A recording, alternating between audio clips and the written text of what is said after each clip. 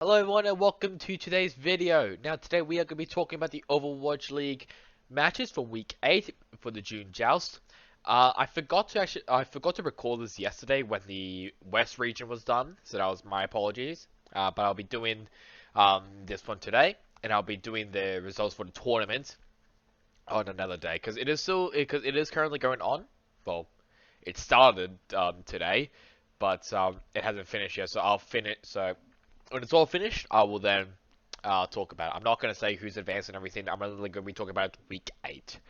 So, obviously, week 8 was the week where Hangzhou Spark got to host the first ever LAN event. I think so I'll first talk about the LAN event. I think the event was pretty good. It was really really nice.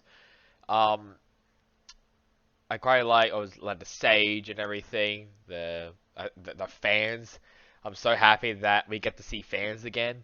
In the in the venue. There we go. That took a very long time to spit out, but it was great to see everyone in the venue again. You know, just with those thumbsticks. Thumbsticks is that what they're called?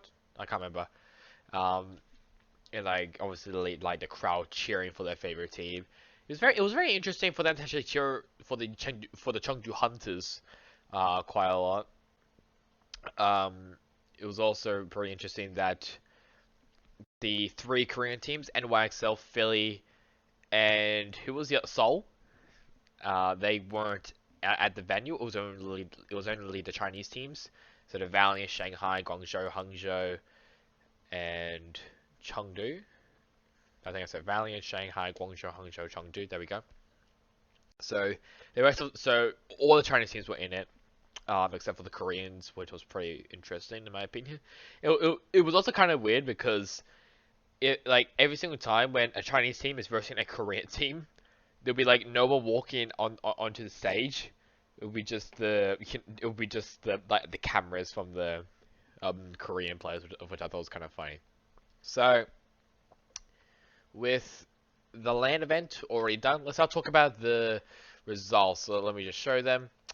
A little bit of, I guess, like a bit of a shocking turn of events.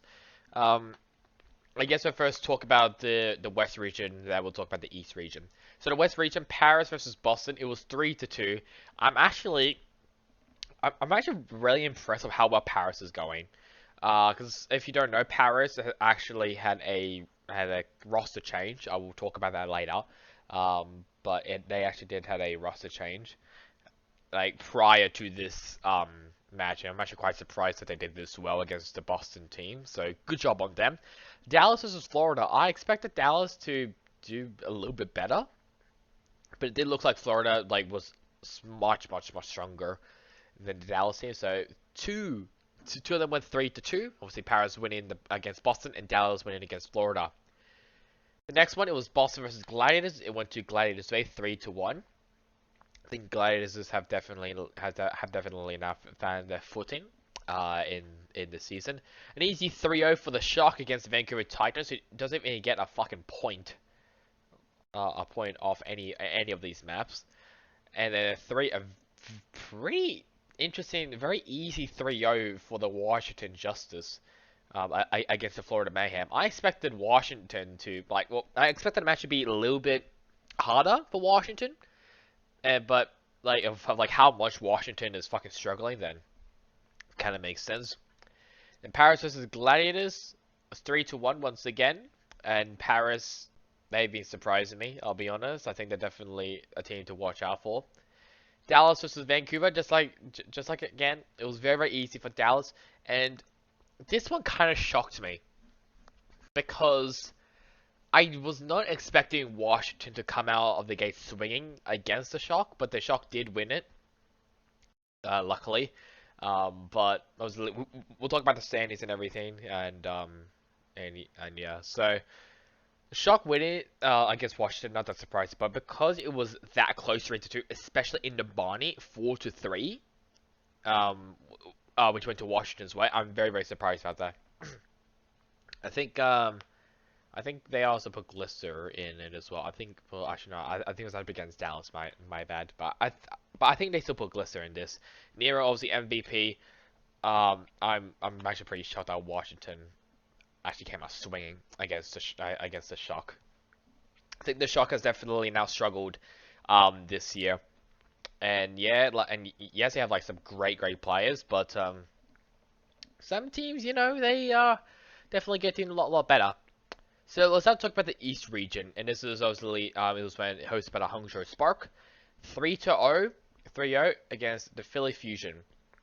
Now this was, I was about to say, was this the first match?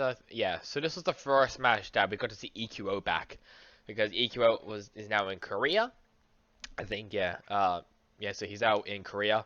He had to do the mandatory quarantine, and now I think I think he might be in the Korean in Philly's sorry, in Philly's practice building. I think I actually can't remember, but if that is the case, and there he is. It was a 4-map series. It was only a tie in Hanamura, three each, but Philly still did very well. Next one was Seoul versus Chengdu, and this was a 3-2 for the Seoul Dynasty. I was not expecting a lot. I was surprised when Chengdu was cheered that hard, especially when they walked onto the stage and were being cheered on by the Chinese fans, mainly Chinese fans, obviously. But Seoul did win it against the Chengdu Hunters, and a 3-0 for the Hangzhou Sparks against the Valiant. Pretty easy, not gonna lie, but yeah, I digress. The next one was very crucial. 3-1 against the Philly Fusion. It just basically sealed their elimination in the June Joust, because they needed to be 3-0, but because Valiant won a map in Numbani, Philly basically just dropped down. I was kind of hoping that Valiant would actually do the reverse sweep against the Fusion. I was praying for it, but it sadly didn't happen. And it'd be kind of funny if, like, when the Valiant actually wins a fucking map, map match. Sorry, it'd be kind of funny. So 3-1 for Philly. I think on the broadcast it said if you were a New York fan, you were cheering for Seoul. If you were a Philly fan, you're cheering for Guangzhou. Well, I guess the New York fans can rejoice after Seoul Dynasty 3-0ing the Guangzhou charge. I can definitely tell that Guangzhou is struggling a lot this season. I don't think they've even made it to a regional finals, a regional tournament yet. Which is a bit of a worry. I think there was also a rumor that Neko might be out of the Guangzhou charge as a coach, so they won't have any coaches at all until they pick up someone. So that's probably why they're a little bit struggling. And finally, 3-1 for the Hangzhou Spark against the Chengdu Hunters. It looked very close as I'm looking at the scoreboard. Ilios 2-1. Volskaya 3-2, Nambani 5-3, and Rialto 3-2. The Hangzhou did win that. Chengdu only got Volskaya. It did look very close. So at least Hangzhou fans, they can rejoice. I also just want to say the walkout for the Hangzhou Spark was pretty decent. I want to say, because I still think Washington's one from last year was the best. And probably also New York's as well, but yeah. The Hangzhou one wasn't that bad. So here's the standings after the whole shebang. So for the West, Gladiators and Shock went 4-0, and Gladiators actually came out on top with having a better map differential. Third place was the Atlanta Reign. Let's go, the boys. Fourth place, Houston Outlaws. Fifth, Dallas Fuel, and sixth, somehow, the Boston Uprising. Pretty shocked about that, but that's alright. It was I think the Paris would have gotten it if they won against the Gladiators, and if they gotten probably a map off them. Actually, no, I don't think so. I think Paris would have wanted Boston to be 3-0'd and to them to get like 2 maps. So it was very, very close for Paris anyway, so it was a good job by them. Washington coming back after a very shitty week 6 and 7 to go up to 8th place. Florida, a very disappointing 9th. Toronto 10th. Spitfire 11th. And Vancouver Titans 12th with 0 map wins. For the East, the Hangzhou Spark went undefeated with 4-0. Then the Shanghai Dragons 3-1. Third, Seoul Dynasty 3-1. And after a tie against the New York and Philly, New York Excelsior did beat out the tie after I think New York winning against Philly, if I remember correctly. Yeah, so New York winning against Philly, that was basically the tiebreaker. So obviously Philly was 5th, then the Chengdu Hunters was 6th, then Guangzhou Charge 7th, and I guess a not too bad Valley is in 8th place. I'm not gonna be showing you the tournament, but those are the teams who are currently competing for the tournament. We're going to be now talking about the roster changes that has happened. And then we'll talk about the Summer Showdown. So this is what the season standings currently looks like. Dallas Fuel, I think, is still in first place with 8 points. And San Francisco Shock, Houston Owls with 7. The Gladiators was 6. The Justice and Mayhem with 5. Atlanta, Toronto with 4. Boston, Paris with 3. And the Spitfire and Vancouver with 0. The Shanghai Dragons are in the league currently for the East with 8 points. The Dynasty with 6, included with the Philly with Fusion. Hangzhou Spark with 5. Chengdu Hunters with 4.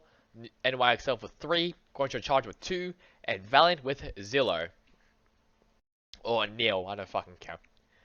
So that's like the regional standings as a whole. Let's not talk about. I think there's like two changes that really happened. If I actually remember correctly, but here you go. And it was so we did talk about Aspire was leaving Toronto, actually joining Toronto. Elivote, I think, retired from actually no, he didn't. So Elivote left the team after a wrist injury, which basically, and Paris had to call Vasola up from the British Hurricane. I think I think I don't know if he did well. I know Aspire actually did surprisingly well, apparently, according to the Platchat guys. But I don't know about Vasola. But I guess Vasola was an integral part on the team's success against the Boston. And then a very sad news for all Shanghai fans, as another player has retired from the team. DM has retired from Overwatch, and I don't know what I don't know what he's gonna be pursuing, but I think maybe he's probably gonna be focusing maybe on life or something, maybe doing coaching or maybe switching over to Valorant. I don't know. We just have to wait and see. So that's a total of 4 retirements that has happened this season alone. And it's only June. We're not even past up to the Summer Showdown. Speaking of that, let's first talk about all of the weeks in the Summer Showdown. So the first one will be London versus Paris, Gladiators versus Shock for the West, East Hangzhou versus Valiant, Seoul versus Chengdu, Guangzhou versus NYXL, London versus Shock, oh god, Florida versus Toronto, Vancouver versus Boston, Hangzhou versus Seoul, Chengdu versus Guangzhou, NYXL versus Valiant, and finally in the West, for the final ones, Gladiators versus Paris, Boston versus Florida, and Toronto versus Vancouver. For week 12, we have Paris versus Shock, Washington versus Atlanta, Philly versus Guangzhou, Seoul versus Shanghai, then Paris versus Vancouver, Dallas versus Florida, Houston versus Shock, for the East, Seoul versus Guangzhou, Philly versus Shanghai. Then finally for the West, Atlanta versus Dallas, Vancouver versus Houston, and Washington versus Florida. For week 13, Atlanta versus London, Boston versus Houston, and then now because it's it is the Shanghai Dragons home stand, Hangzhou versus NYXL, Chengdu versus Philly, Shanghai versus Valiant. Next, Washington versus London, Gladiators versus Toronto, and Dallas versus Houston. Texas battle, that's going to be very interesting. And then for the East, NYXL versus Philly, Valiant versus Chengdu, and Hangzhou versus Shanghai. And then finally for the West, Atlanta versus Boston, Toronto versus Dallas, and to close off the Summer Showdown regular season, Washington versus Gladiators. So that is the Summer Showdown currently. I think the Korean teams will still be competing remotely. I don't know when they're going to be back doing land, but probably maybe I don't know at some point. But yeah, so that is basically it. So that's yeah. So that's it for the June Joust. Let me actually now get the Overwatch League website up. After I was looking over, I found the details about the June Joust. So qualifiers, obviously, those are the standings.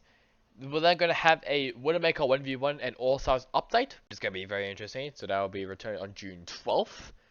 And then the pick and lock time. So I don't know what the hell this is, but so it's for fans to watch out for. Picks for regional knockouts of 4 teams that will qualify for the global tournament. Lock this Sunday, June 6th at approximately 2 a.m. right before the first East regional match. Okay, then we'll break up the global tournament locks for Thursday, blah blah blah blah. Then encore matches. It'll be the East Coast. So for East Coast and European audience, we're excited to offer a full state of encore broadcast.